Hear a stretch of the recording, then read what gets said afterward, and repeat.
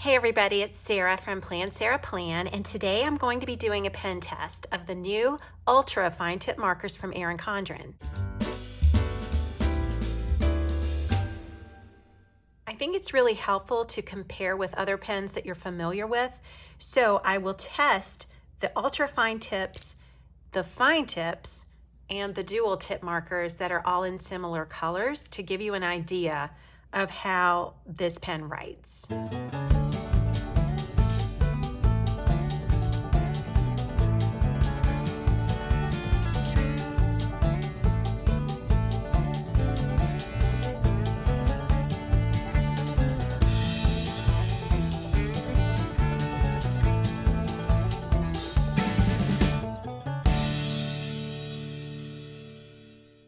So that's all 12 colors, and I will show you up close. There's not a great deal of difference, in my opinion,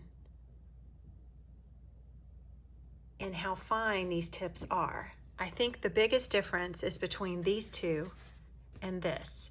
This is not as fine. This is like a medium fine. This is an ultra fine, and they call this fine, but to me these look very similar. I will say though that the difference is in the tip, because I think the longer that you use these fine tips, which are the ones in the center, they don't have that metal support on them the way the tips on the new ultra fine tips do. So I think that this one would be more likely to spread out a bit over time, whereas this one I think is more likely to stay exactly like this over time. As far as the comfort of writing goes, I was most comfortable with the ultra fine and the fine tip of the dual tip marker. I like that solid feel. When I'm pushing on the fine tip markers, I feel like I want to be gentle so that I don't spread out the tip.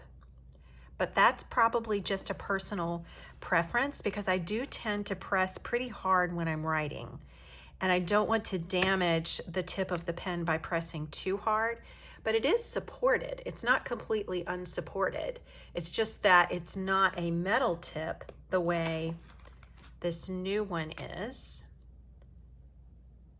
So I feel like this is more supported and less likely to spread out over time. And if you look at the fine side of the dual tip marker, it's supported as well, but not with metal, and it's clearly a bit larger than the fine tip, just a bit larger. And I hope you can see this. And let me put all three here of the blacks. Speaking of black, the ultra fine tip, this column right here, the ultra fine tip black had the most saturated black. This one on the left. This black is just darker than the fine tip and the dual tip. So you can see there's not a big difference in the barrel size between ultra fine and fine. But the tip is different. It's just manufactured and supported differently. It's a different type of a tip. We can check and see the back of the page to determine if we have any bleed through. And I don't see any bleed through. I do see shadowing on all three types. I see a little bit of shadowing on the navy ultra fine tip. The fine tips have the least shadowing, in my opinion. And it could be that I was pressing so lightly with the fine tips that's why, because this one, like I said, with the support of that metal tip, I was pressing a little bit harder, but I'm not really positive about that. And then over on the fine side of the dual tip marker, there are two that had more shadowing. The light blue and the Kelly green had the most shadowing. And I guess one little dot of the red I can see through, but this is what it looks like on Erin Condren 80-pound paper.